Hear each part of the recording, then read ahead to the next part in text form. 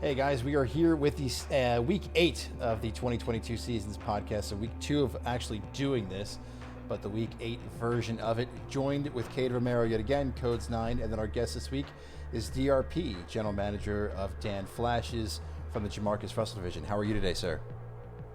Doing good. Good to be here. Thanks for having me. Yeah, absolutely. Super excited to have you.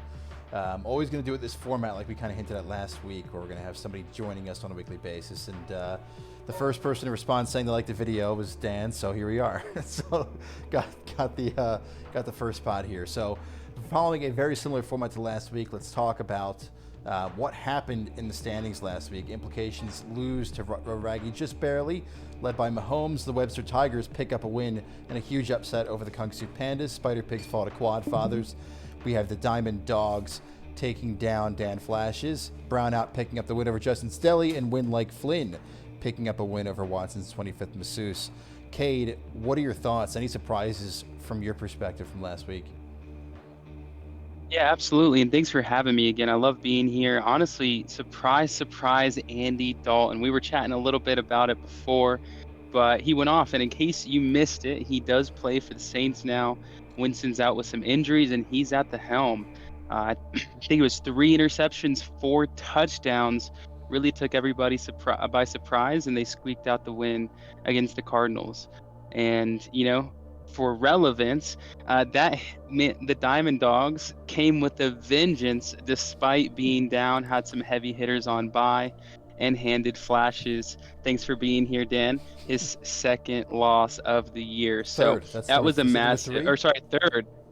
I think it's 3, right? Yeah. It's 3. If you want to take one off the three. board, that's fine. Yeah. Hey, look, I tried. That's how much hope I have in Flashes. I'm not even counting the losses now. But yeah, it's great. That was definitely a surprise, and it makes the standings change fast. I think we'll see that once we get into them here. Any other big surprises from you guys? Obviously, the big upset with the Webster Tigers picking up the win over Kung Su Pandas for their second loss. Win Like Flynn getting their first win of the season.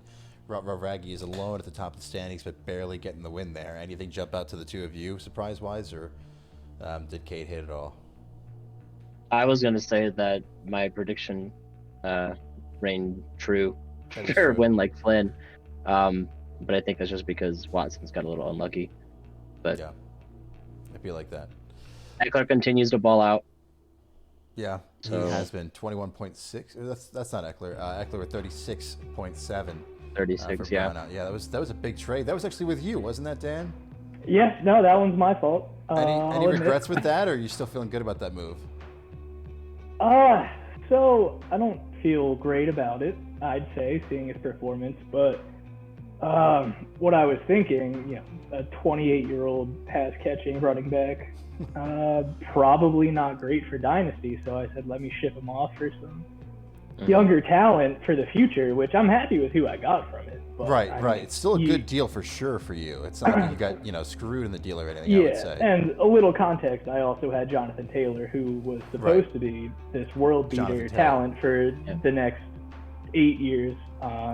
So I felt good about it at the time, but here we are. I traded away the running back one on the year who's scoring 30 points a week. So that's a little interesting, but that's so okay. No, I feel bad now. But yeah, I like who I got back for it. So Fair enough. It could be worse. It could be better. So. Let's move on to our standings here. Got those up on the screen for you as well. So in the Russell division, we have no movement whatsoever. So we have Raggy now 6-1 atop. We've got Dan Flashes at 4-3, Webster Tigers at 3-4, and the Deli down there at 1-6 in the Ryan Leaf division with the win for Brownout and the loss for Kung Su Pandas and the win for the Quad Fathers. It shifted a bit with Brownout going to first, then the Pandas, then Quad Fathers. As a reminder, the seeding in your division is based off of your win-loss record, as you can imagine. The first tiebreaker is your head-to-head record, not points for. That is the next tiebreaker scenario. So Brownout goes to first as they beat Kung Su Pandas and the Quad Fathers. Quad Fathers lost to both to keep them in third.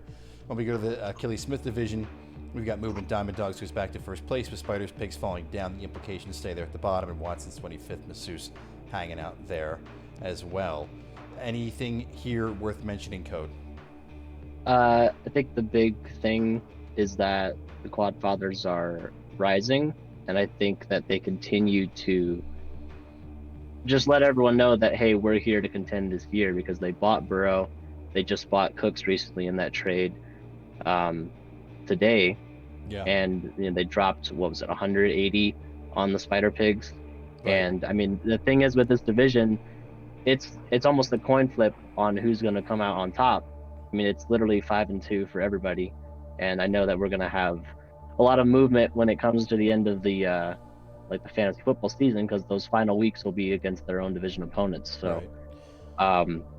I mean, it's anybody's game over in the Leaf division right now. It really is. And from my perspective, and maybe I'm wrong, I think all three of those teams are a lock for the playoffs, right? Like, I can't imagine it not be the three of them, and then obviously the winner of the Russell division, the winner of the Smith division. It's really just a matter of who is that sixth spot. And so we'll take a look at the playoff brackets as we have them currently. That bracket down there, the grand prize bracket, is the one that we're all playing for, right? That's first place. That's the money. That's the bracket that we have it right now, where the first round bye would go to the Rutrow, Raggy, and Brownout. Diamond Dogs would face off against the sixth place team, which is the most points for. So the sixth place in that bracket is the most points for, not best record, out of the remaining teams. So that would be currently Spider Pigs. The Quad Fathers, Kung Fu Pandas would play in the first round there. The extra pick bracket are teams that come in 7th and 8th place, really. They play a best of 3 against each other, and the winning team of that bracket gets 1.13 in a pick there. So it's currently Dan Flashes and Watson's 25th Masseuse. And then we've got the Toilet Bowl bracket to determine the first 4 picks in there in the corner. Really close, though. Dan Flashes, again, just points away from taking it. Watson's 25th Masseuse is a win from Spider Pigs away from getting their spot there. How do you see this bracket shaping up as we continue moving forward, Dan? Yeah, I mean, like I said, I think the competition in my division is not quite up to par with the rest of the league. You can see most of the Jamarcus Russell division heavily featured toward the bottom of this bracket. Yeah, I mean, I haven't had my best player for 3-4 weeks. My 2 best receivers are on bye. I think, he loses one, I take one. I can catch up here. Hopefully slide in a little bit there. And then after that, I mean, that's just this Ryan Leaf division is just the top 3 in that it is not league fair. are just so much better than the rest of the teams. So it'll be interesting from there. But I do think, the Jamarcus Russell division it is. I mean, it could go either way at this point. I mean, I think Raggy and myself are probably the favorites to take it with him. Obviously, it doesn't matter. He's 2 wins up. That's not important. We'll cover that. And week 12 is when you guys play each other. So, I mean, the regular season obviously switches over to those last 3 games in weeks 12, 13, 14 against your division opponent. You play him that first week. I mean, that's where you want it, probably, I would think. We look forward to the players that are on bye that week. There's not much. I mean, if you've taken a look at the roster, like there's nobody on bye, right? Rodgers is not on bye. Brady's not on bye. Jonathan Taylor's not on bye. Connor's not on bye. Like Cooper Kupp's not on bye. Like everybody is playing that week, so that really will be a determinant, I think. So it's going to be 2 teams at full strength going at it. So hopefully we do that. But yeah, I mean, this division at full strength is still 3rd place in the other 2 divisions. So we got some ground to cover here to make up for it. But let's just hope that Jonathan Taylor just starts getting fed like 25 plus times like he should. Have to be now, right? Too, with That's the dream. Yeah, we'll see how it goes. So we are going to roll into our next. Oh, go ahead, Code. Did I cut you off? That offensive line, I've just heard so much about how it's regressed, because like the Colts line was supposed to be like their strength, and then bringing in Matt Ryan, everyone was like, oh, the Colts are going to be good this year, and they've just looked like opposite of good. So someone I know actually put money on them to make it to the AFC Championship against the Bills. That might have been me. definitely regretting that. Definitely regretting that one for sure. Well, see, like on paper, week 1, that's a pretty decent bet to make. Yeah, exactly. So. And I knew that was a bit of a risky one, but I went for it. Good thing it's just someone you know. Yeah, good thing it's just someone I know, definitely not me. I mean, it was only $10. It wasn't like it was a whole bunch, but I got super into sports betting, and here we are. So, all right, so we're gonna move into our next segment. So this is gonna be it's called Buy or Sell, basically yes or no. I got 9 questions lined up for you guys. We'll kind of keep these rapid fire, and I'll point them to each of you. If you've got something you want to say on someone else's question, feel free to jump in. But again, there are 9 of these, so we'll kind of keep it grooving as much as we can as we go through them. So we're going to start with you, Cade. Buy or sell? Rutro Raggy alone at the top of the division and on top of the league at 6-1 need to be in the conversation for the best team. They are not getting the respect that they deserve for their record. Yeah, absolutely buy.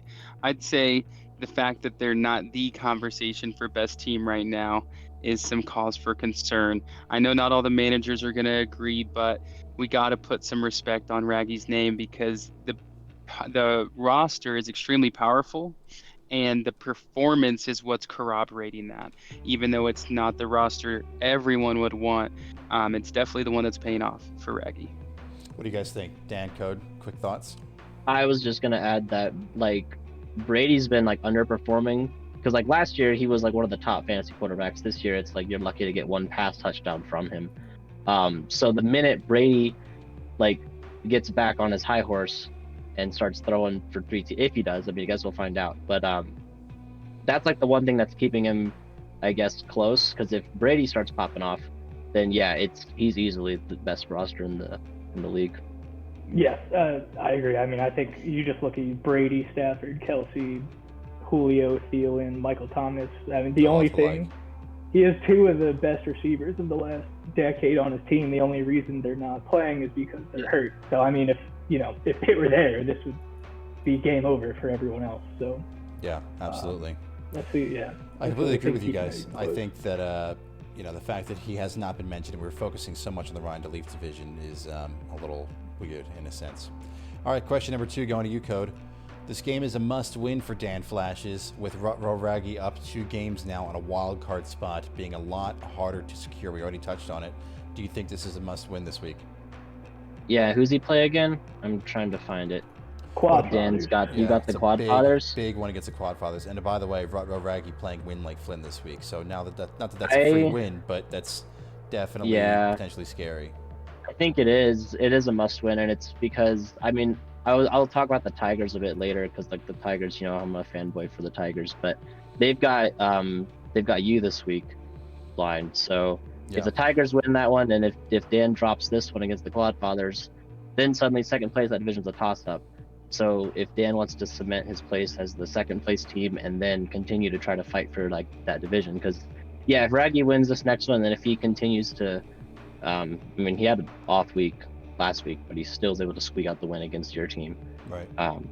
But if he takes care of business with Win Like Flynn and then gets in that gauntlet of the rest of the teams that Leaf division, and I mean like I said with Brady, we'll see, because if Brady starts performing like the Brady of old, I don't really know what to say, So right. I do think it is a must-win for Dan Flashes this week. It's going to be tough to get it though.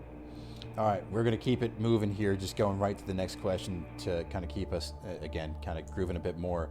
DRP, this one's for you. Talking about a division mate of yours. This is all geared around the Jamarcus Russell division, by the way, in case you didn't figure that out.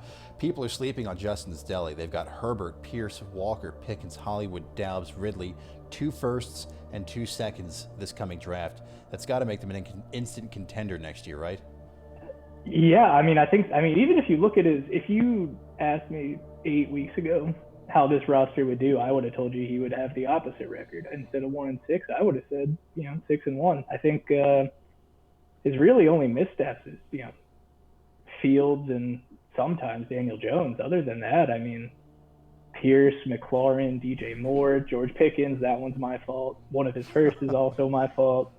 He has a lot of good pieces, yeah. Yeah. So I mean, he's good. I mean, it's just another case of just underperforming. Cade, we lost your camera, roster.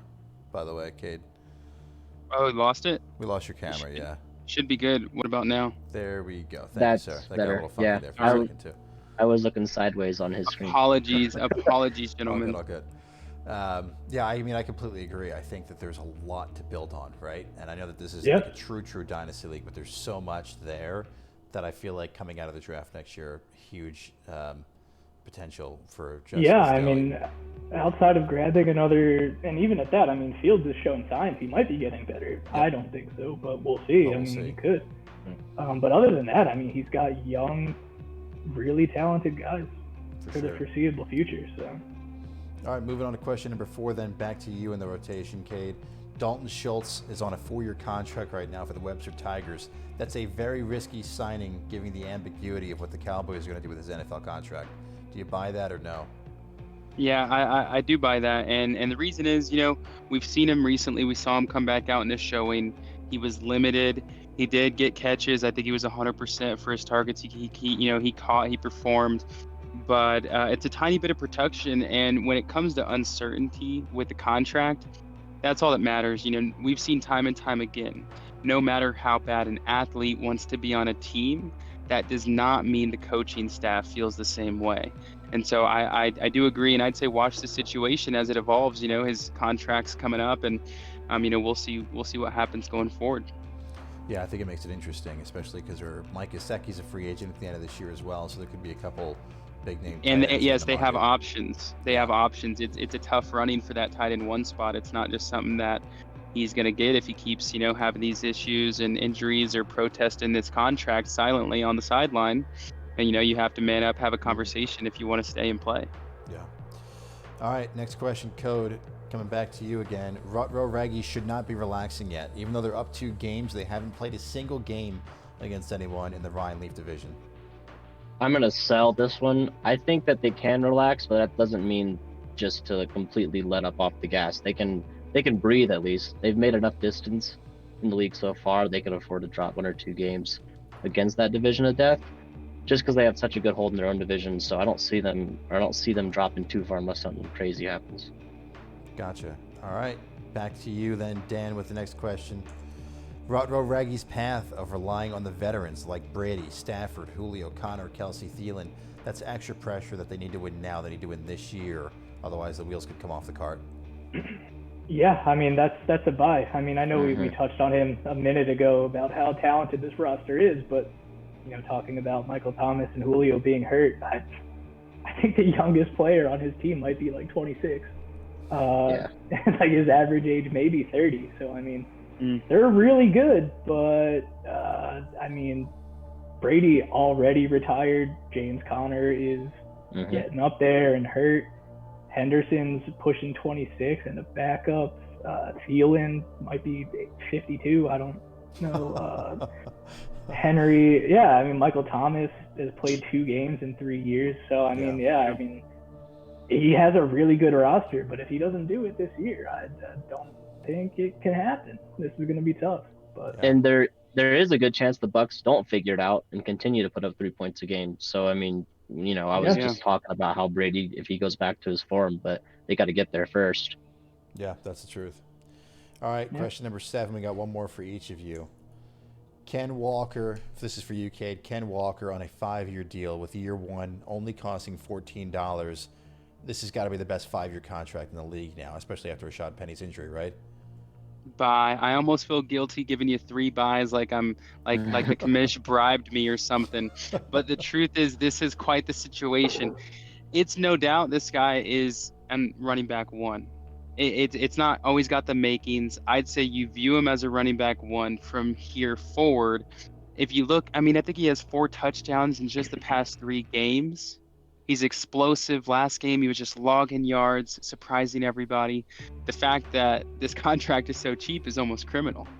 And, absolutely buy. Yeah, I think it was one of the steals of the draft. Yeah, but it wasn't as talked about really until now. Yeah, I at least voted for it. Yeah, he's been ramping up over the past 3 weeks, 4 weeks. It's it's not something that we could have predicted, especially with the injury that propped him up there. We all knew Penny was going to get hurt, but we didn't know that he was going to perform. Yeah, we didn't know he was going to perform immediately. Yeah, very true. All right, Code, back to you. Webster Tigers' strategy of not trading any players or picks. Their last trade was August 17th. That's a perfect strategy with how their team is set up this year. I'm buying it. I'm buying their strategy of waiting because, I don't think they should really be buyers because it doesn't make sense for their team composition, and then like selling doesn't make sense either because they'd rather hold on to their guys that they have. I do think they've been overachieving thus far because that talent on the roster is just, after you get past Chubb, Lawrence, and Chase, it just kind of is a very steep drop off. So they're not a contender this year by any means, but the future's bright for them because they have a lot of picks and they can retool that roster later.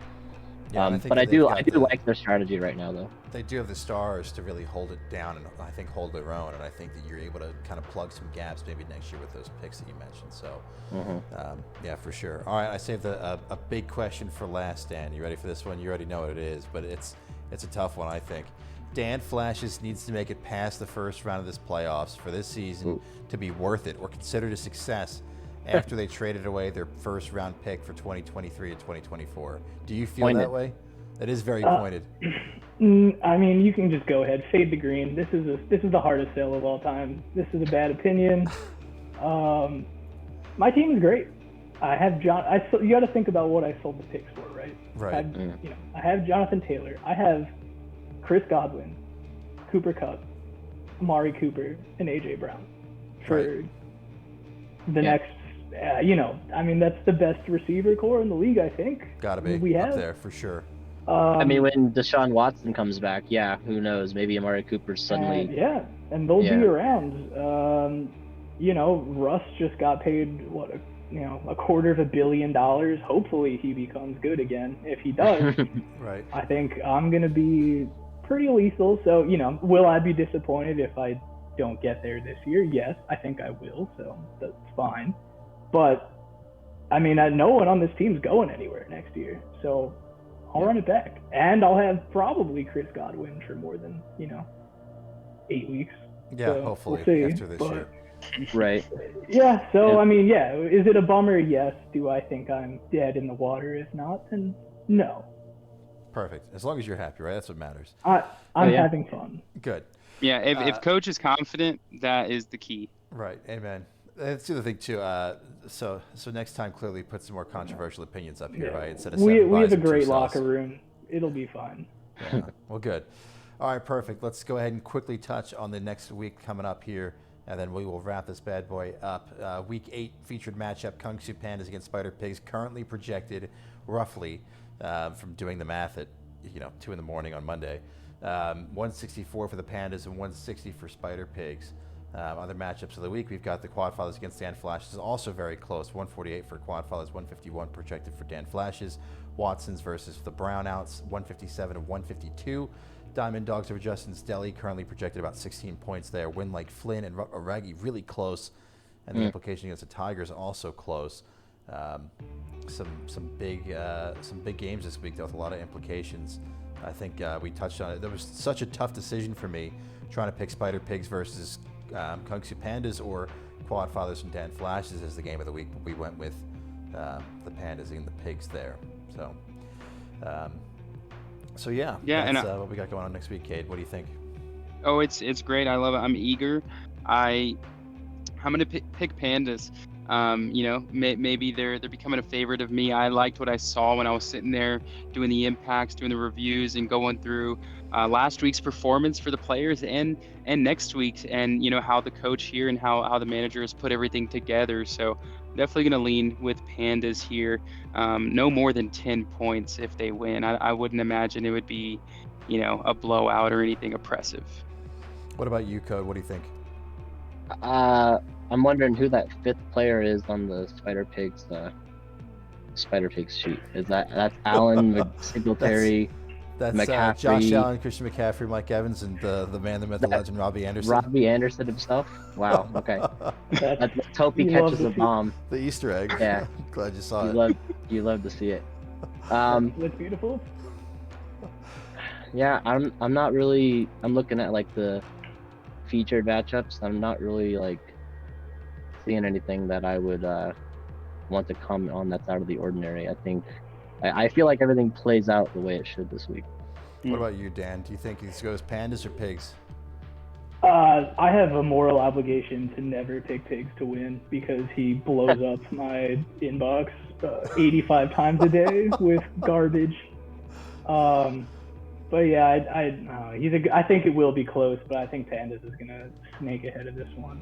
I intend to put on a show for you guys, show you guys that I'm still a contender. So we got a couple good ones, but yeah, I think Pandas might sneak ahead here.